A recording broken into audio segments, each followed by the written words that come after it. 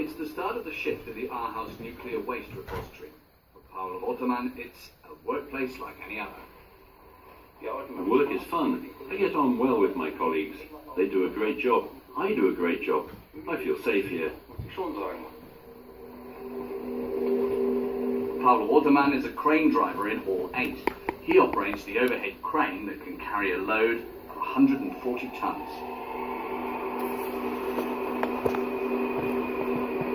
Our radioactive legacy is stored in the eastern half of the hall. 329 casks filled with spent nuclear fuel.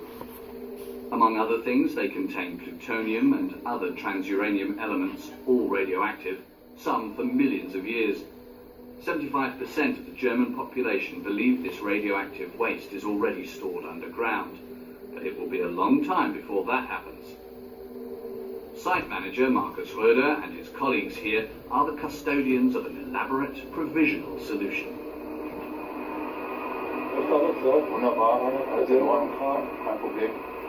The central warehouse is almost 200 meters long and 20 meters high. Physicist Jacqueline Bartuli checks the measurements every day. They're lower than the typical dose rates on an average day in the centre of Munich. 88 nanosieverts per hour. That's very low. The casks are in the storage area over there. On the other side is industrial waste. You can feel safe here.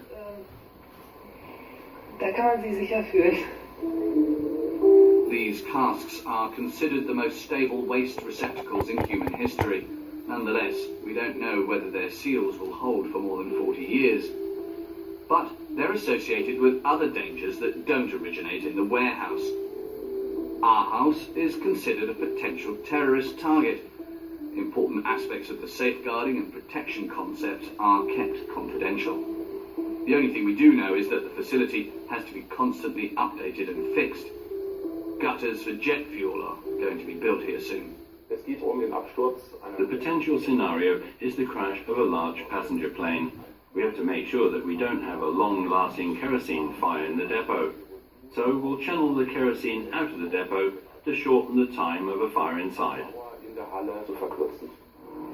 Another measure has been conceived to make the interim depot safer.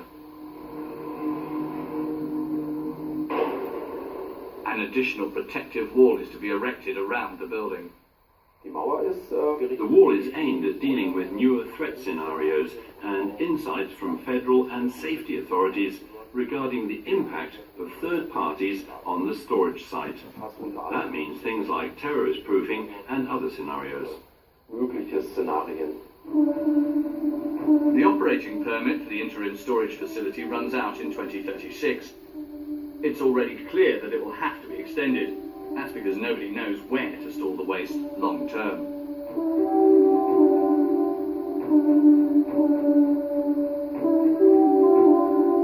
Radioactive waste is stored in different interim depots, depending on the level of radioactivity and the heat produced. In addition to central sites, such as Aarhus, Gorleben and Tsumiin, there are further interim storage sites used by industry and research facilities, and on the grounds of nuclear power plants. The term interim storage may sound harmless, but it's actually incredibly dangerous, says Wolfgang Liebert, a security and risk expert at the University of Natural Resources in Vienna. He's surprised by how reluctant Germany is to choose a final storage site, while the many concrete risks of interim storage are neglected.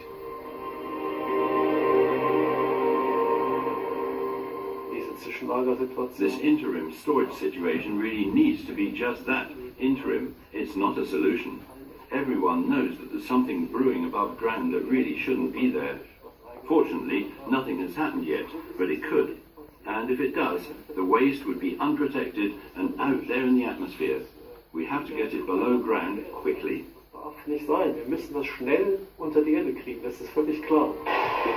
Nuclear waste isn't safe today. It probably never has been, but for a long time that issue didn't receive much attention. The first nuclear power station was connected to the grid in Russia in the mid-1950s. Today's scientists are horrified by how casually the spent radioactive fuel was handled in the past.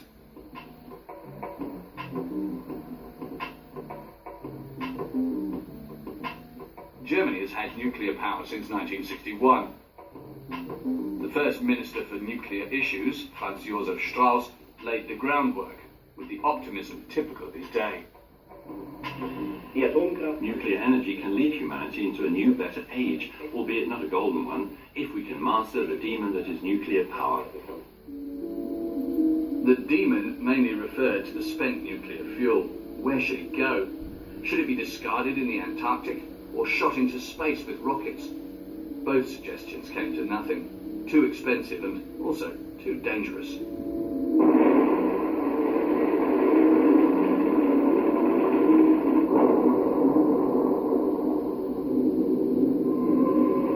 A third approach has been implemented by several countries, dumping nuclear waste in the sea. In 1982, Greenpeace activists tried to stop the crew of a Russian tanker from doing just that, but to no avail. To this day, countless containers with radioactive waste lie on the bottom of the ocean. That's typical of how we dealt with technology in the 20th century.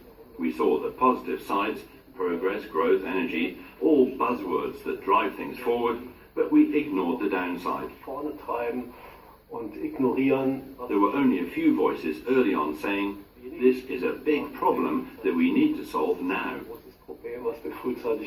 Those voices didn't prevail. And now the waste is there. Technology philosopher Armin Grunwald is one of the people charged with coming up with a concrete and objective answer to the question, where should it go? Definitely underground.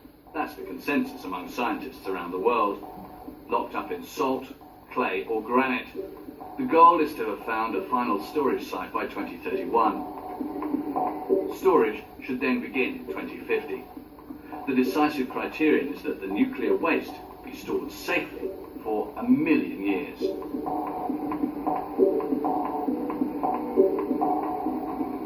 A million years is an inconceivable time span for people.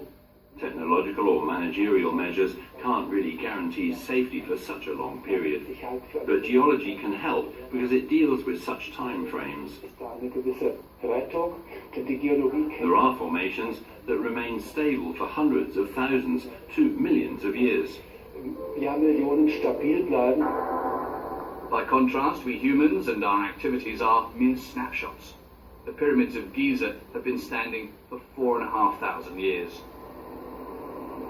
The cave drawings of Lascaux have survived for as much as 17,000 years. Homo sapiens, the modern human, evolved in Africa as recently as 200,000 years ago. And now Homo sapiens wants to build something that'll last 1 million years? Or is that just a number invented by politicians to lull us? Nuclear power and its radioactive legacy is a politically explosive issue in Germany.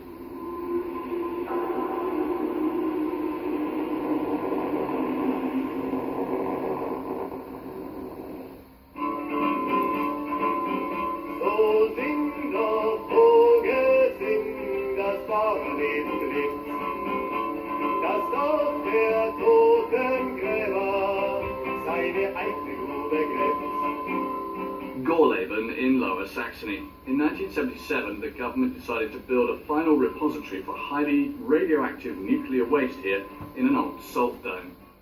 1.6 billion euros was spent on exploration. There were vehement protests from the outset, and not only about the permanent waste depot.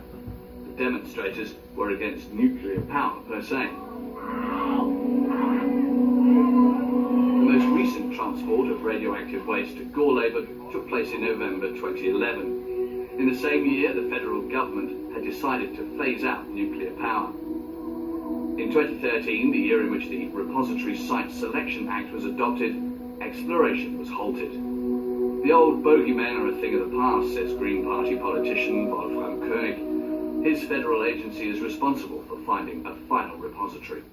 The debate about final storage, the possibilities and limitations, and also the impossibilities, was always shaped by whether you were for or against nuclear energy. That central question has been solved by policymakers. The decision to get out of nuclear power has been clearly taken. The task at hand now is solving the problem that exists. We can't just close our eyes and say we're not interested. It's here. The situation in Sweden is different. Sweden is even holding a competition about who will be allowed to solve the nuclear waste problem.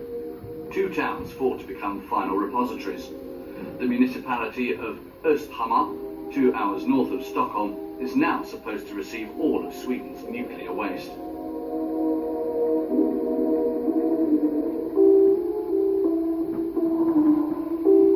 This is where the final repository will be built, below a forest near the Baltic coast, at a depth of 500 meters. What's incredible from a German perspective is that the population of Östhammar is anxious to see construction begin. Well, I think it's a good thing if it's a safe place. Then we should take the responsibility to store it here, I guess, yeah. I think it's good. It creates lots of work and I think it's good for the community. House prices will go up, so I'm really positive to that. What should we do? We have these things to take care of, and we have to do it somewhere. Östhammar, an anti-Gorleben of the far north. The mayor doesn't want to go into that. He has a simple explanation for the residents' attitude. We're a nuclear community. We have the nuclear power plant beside up there, which means that the understanding and the perception, and for that matter the goodwill of the nuclear industry is of course much bigger here compared to many other places. I think a lot of people feel quite proud of the fact that you're participating in a pioneering process. 2 test holes are currently being drilled at the site of the future depot. If environmental officials and the Parliament give the green light, then construction will begin in 2022.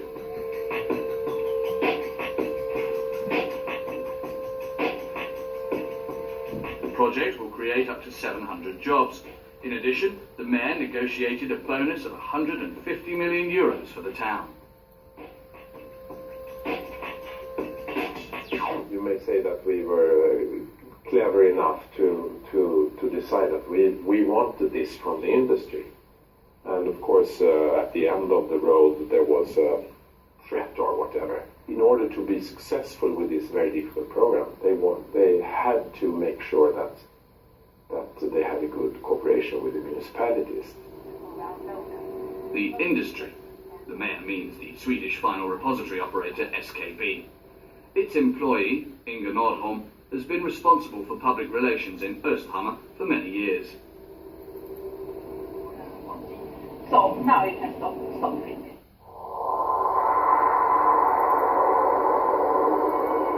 The exact location of the repository is kept secret. Sweden has also become cautious. A trip to the storage site for low and intermediate level radioactive waste. It's been around for many years. The final repository for highly radioactive waste will probably look similar one day.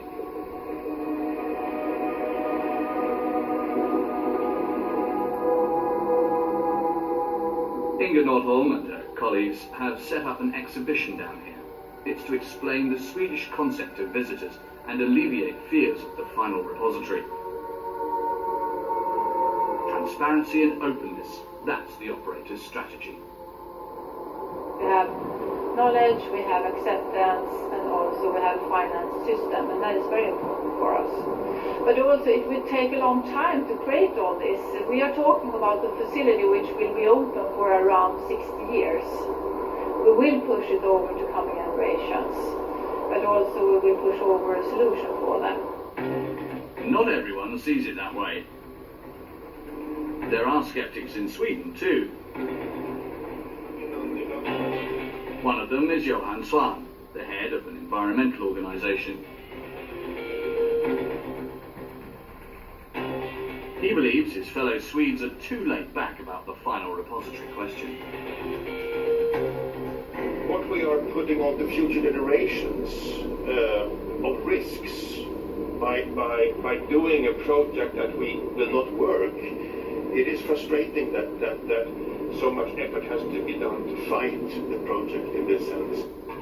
But even the environmentalists aren't fundamentally opposed to storing nuclear waste underground. There are more guards now since their most recent visit. The entrance to the future final storage site resembles a prison gate.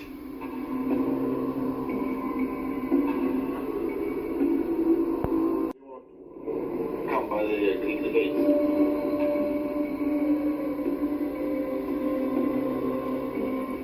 I don't know if we're allowed to film the towers. The construction site is located on an island. It's almost impossible to see what happens there. Good protection from terrorists, but also from critics. In Östhammar harbour, these two are planning the next step of their educational campaign. The idea in Sweden is to put it in copper canisters and then down into the bedrock. And the problem appears to be that the copper will be destroyed much faster than intended. So instead of being safe for 100,000 years, it may break down only after a couple of hundred years. There will be a referendum in Östhammar in February 2018. The residents could still change their minds about the final repository project. But Johan Swan knows the likelihood of that is low. People in Sweden have a high trust of government, of politicians, but especially of the government agencies. And SKB is perceived as being something part of the government, and therefore it's easier for them to have trust. Critical oversight of the final repository project is very important, but in Sweden too, the greatest dangers are above ground. Nuclear waste storage is all about risk trade-offs.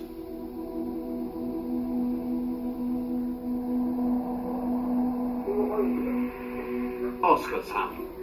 This town also applied to be the site of the final repository. That's right, applied. But the granite here turned out to be less stable than that of its rival applicant. That's why Östhammar won the bid. Nevertheless, further research on final repository safety is being conducted on the outskirts of town, 449 metres below ground in the Esbo Hard Rock Laboratory. The SKB company runs a test lab here. One of the things it studies is the clay that would be used to envelop the nuclear waste casks.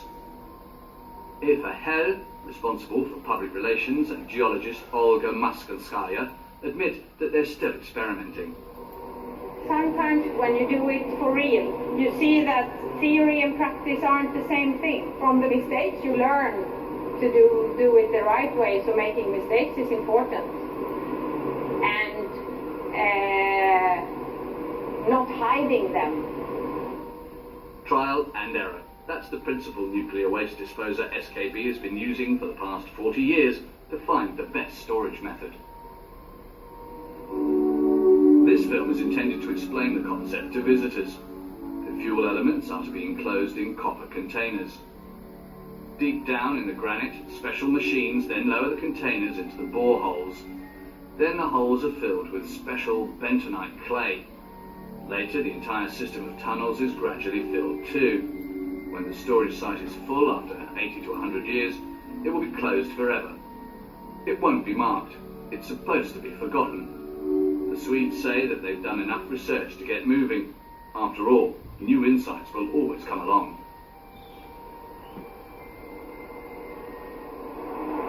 Just waiting for a better technique won't take us anywhere, because that's what cowards do. Cowards say, let's see, maybe something happens tomorrow, maybe next year, we'll wait and see. Until then, let's stay here. But that's not the solution. That is just not doing anything. The Swedish approach also has risks. Water is already entering the granite via cracks. The operator is performing a long-term experiment to find out what that will mean for the nuclear waste containers. But SKB only wants to reveal its results after all the permits have been approved. Is that transparency?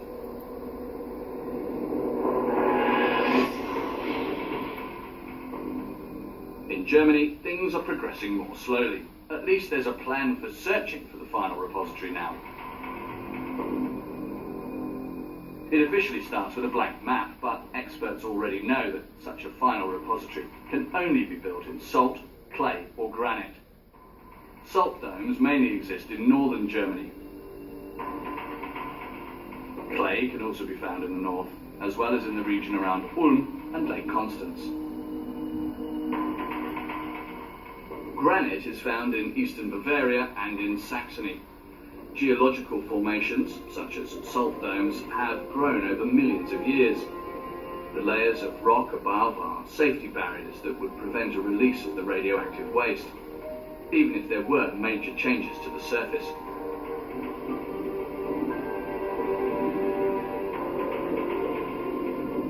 So much can happen in a million years. There was a time when the Alps grew by 5 millimeters a year. So in theory, a mountain range with a height of 5,000 meters could grow up during that period. Or there could be a new ice age. Those are uncertainties we have to live with if we want to get our nuclear waste below ground.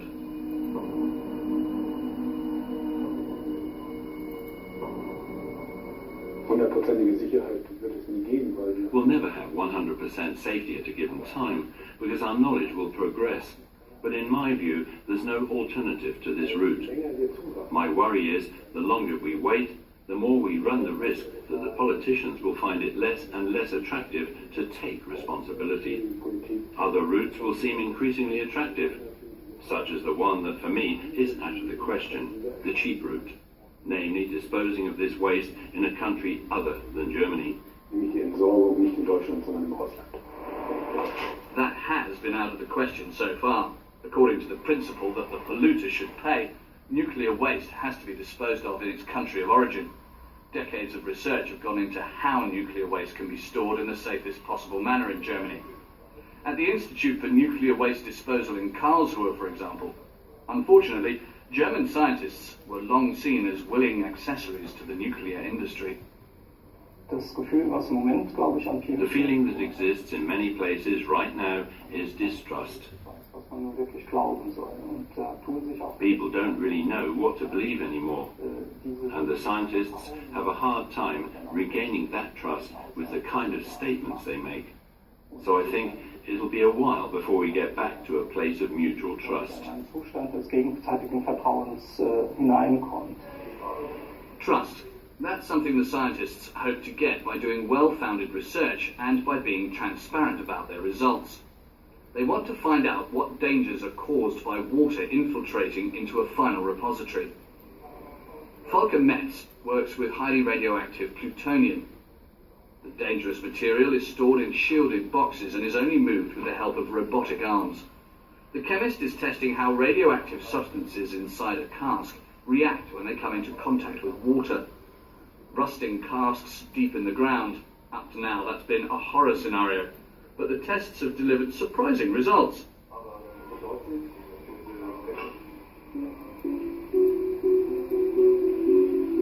There's much to suggest that rust on the final repository container binds and even holds back the dangerous radionuclides.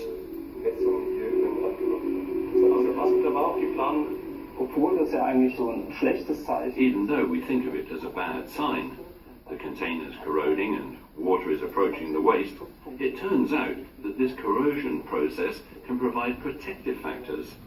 It's not necessarily simply a disaster. There are other interactions here that we're looking at in this experiment.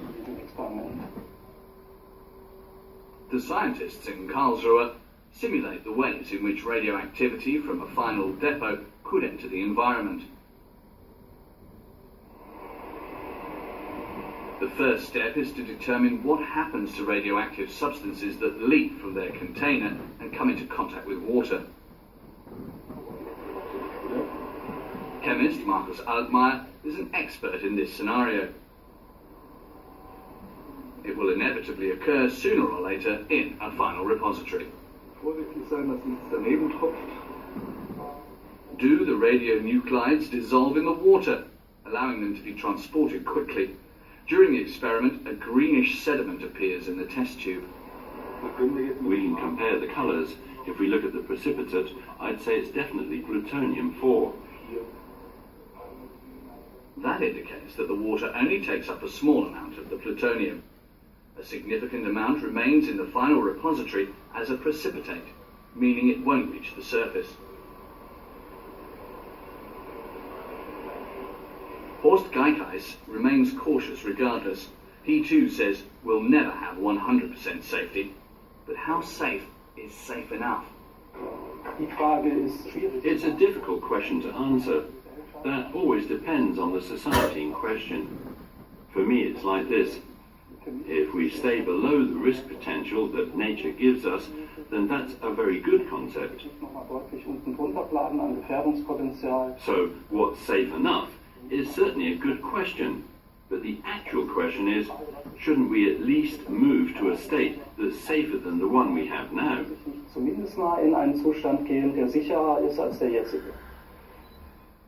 So the nuclear waste should go underground, into granite rocks, for example. Geochemist Thorsten Schäfer and his team are examining this type of rock. Granite is very hard but craggy. If it is to house a final repository, the containers need an extra wall with the clay material, bentonite for example, like in Sweden. It swells when it comes into contact with water.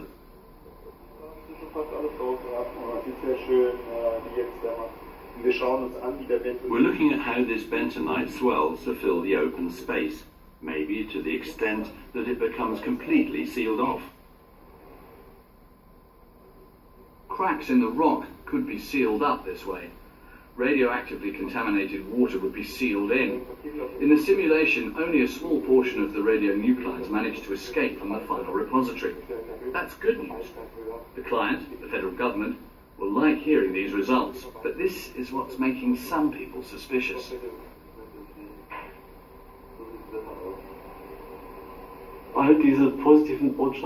We have to look at all these positive messages in detail.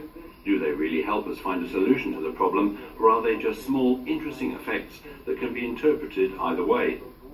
We have to be really concrete about what they mean, so we don't run the risk of having all this nice and distracting science that doesn't provide a relevant solution to the problem. Nice science. What's also nice for politicians is that they don't have to decide anything as long as the scientists are still researching, calculating and testing. Klaus Fischer-Appelt and his colleagues are working on long-term safety analyses for final nuclear repositories.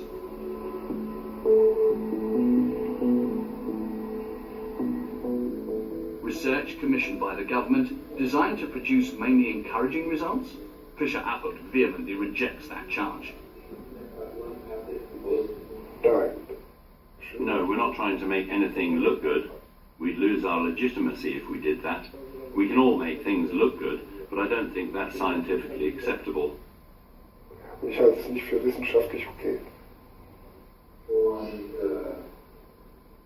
The geologist believes that the science is advanced enough that we can start building final storage sites.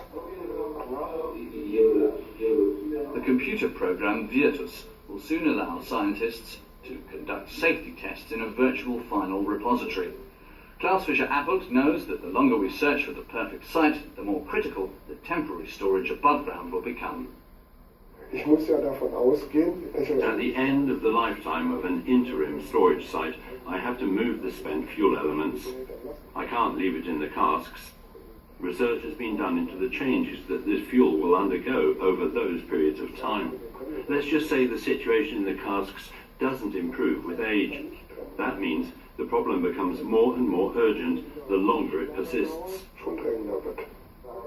A Castor nuclear waste cask is safe for 40 years, experts say. When scientists like Klaus Fischer-Appelt urge us to hurry, environmental organizations and citizens' initiatives listen with mistrust. But the situation today is different from 50 years ago. The advantages and disadvantages of different kinds of host rock have been studied around the world. Experts agree that a final repository under good geological conditions provides a high degree of safety due to its depth, and that we should take advantage of that as long as we still can. We always assume that our society will continue to develop the way it has done for the past 150 years. But what if a big natural disaster strikes? At that point, The final storage issue won't be the priority anymore. It'll be in last place. Many experts believe the time is ripe, and yet decades will pass in Germany before a final repository can start operating. Why that's the case becomes very obvious here at the Tsumiin mine near Wolfenbüttel.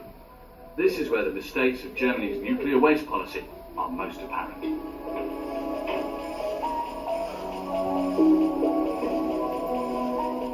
Marc-André Sturz and his colleague Tobias Hermann are responsible for site safety. The hoisting cage takes them to the first working level of a salt mine that's more than 100 years old. The mine is dilapidated. The shafts were widened to such an extent that they became unstable.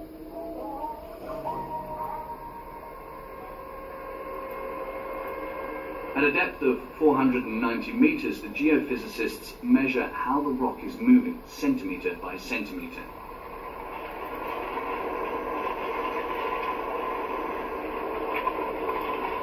It's visible to the naked eye that the ground is bulging dangerously. What you can see here under this line is pressure from the rock on the southern flank. The roofs of these mining chambers are around 5 to 6 meters thick, and this pressure from the rock causes the hollow spaces to be compressed. At the same time, these mining levels bulge. In the end, they will crack due to the deformation. It's not a pretty picture. Nevertheless, nuclear waste has been stored here since the late 1960s. A total of 126,000 containers with low-level and intermediate-level radioactive waste.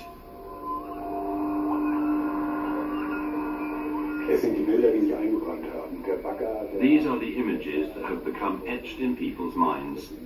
The digger letting the barrels drop. It's symbolic of how not to do final storage. It was said for a long time that everything was safe. The population was left in that belief, and the authorities involved acted that way as well.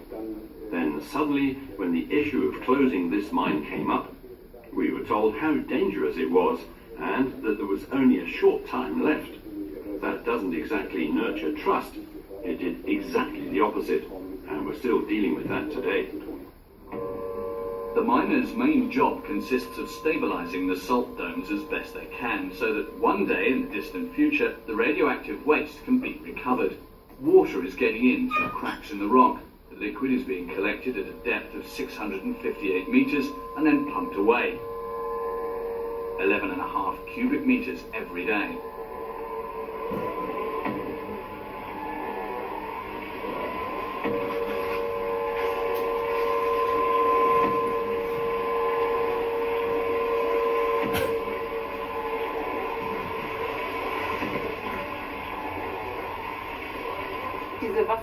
The site of water inflow is one of the big challenges we face here. We can't rule out an emergency before the final cask is recovered, meaning so much water will get into the site that we won't be able to control the system anymore. The water isn't contaminated with radioactivity here. The water further down is, though. The price of the safety measures, 100 million euros per year.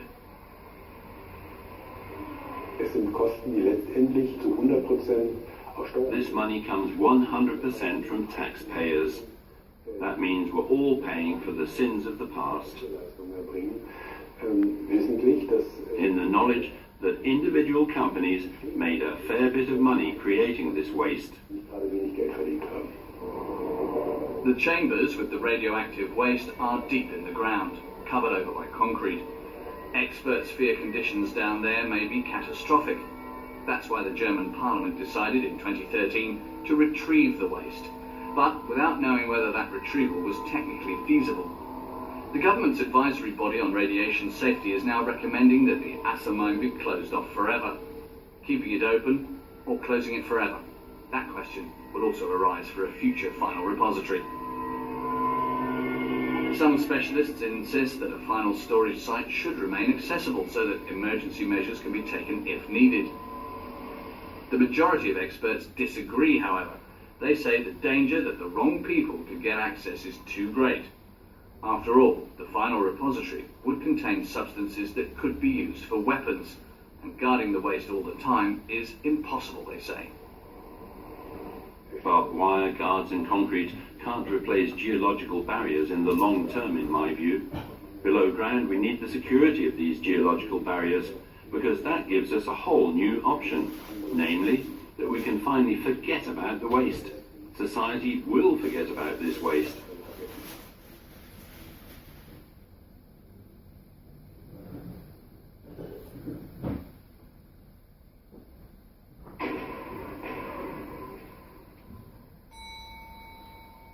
Forget about the waste? That could be risky. People in the distant future could accidentally open this Pandora's box and be exposed to the radiation. How can we best warn them?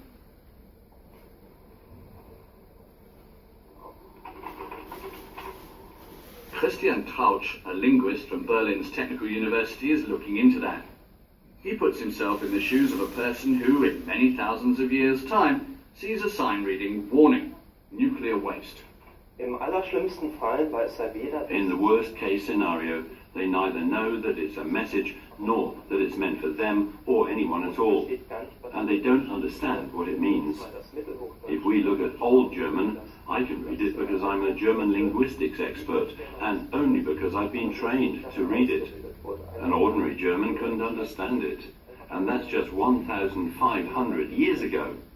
What if 3,000 years have gone by? Was ist, wenn 3000 Jahre vergangen sind? That's why in the 1980s, a French-Italian team researched alternative ways of conveying information. They suggested breeding genetically modified cats whose fur lights up when it's exposed to radioactivity.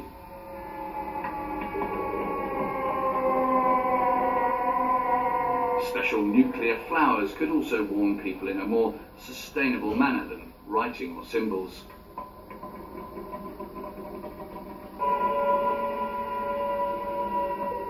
Information has never been deliberately passed on and understood across such a long time period.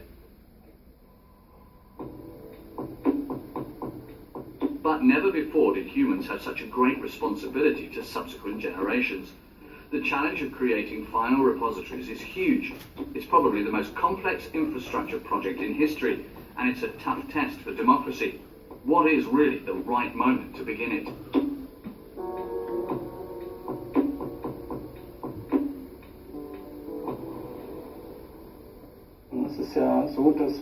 Knowledge keeps developing in science.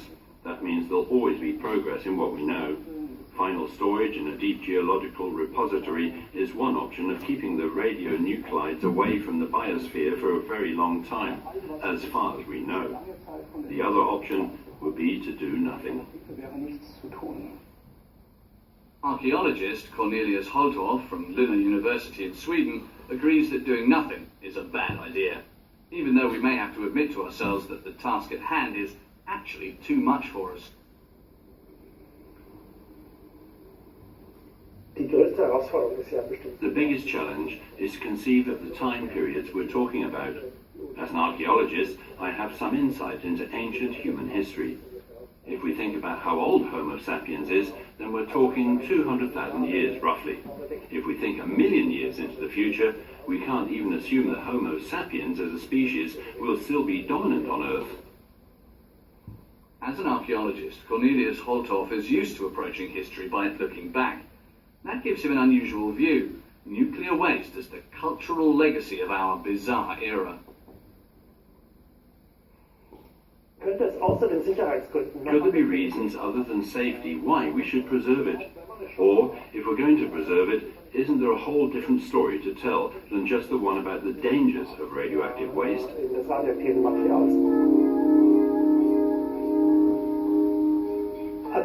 Nuclear waste is a remnant of our age, one that we want to and have to preserve for the future. It has that in common with cultural monuments. Although it's the other way around here, we're not preserving it because we think it's good. We want to preserve it to protect ourselves from it. The role of cultural monuments is to tell us about a different time. If we see it that way, then nuclear waste is one of the most important sources for learning about the second half of the 20th century. Naivete and hubris. Could those be the characteristics future generations will ascribe to the science and society of the late 20th century? Will the 21st century go down in history as the era in which a solution to the nuclear waste problem was found? It's uncertain, but we're going to have to try. Whether we're for or against nuclear power is irrelevant now.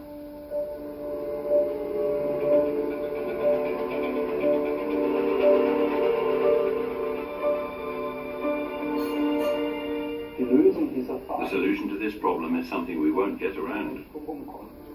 Regardless of all the questions and doubts, we can't leave it up to our children and grandchildren. That wouldn't just be cowardly, it would be very risky. That's why we need politicians and scientists who will take on this problem head-on and take responsibility. The only way is to restore trust and develop awareness of our shared task, and then to build a final resting place for nuclear waste as quickly as possible. It's an incredible experiment. Hopefully, it'll succeed.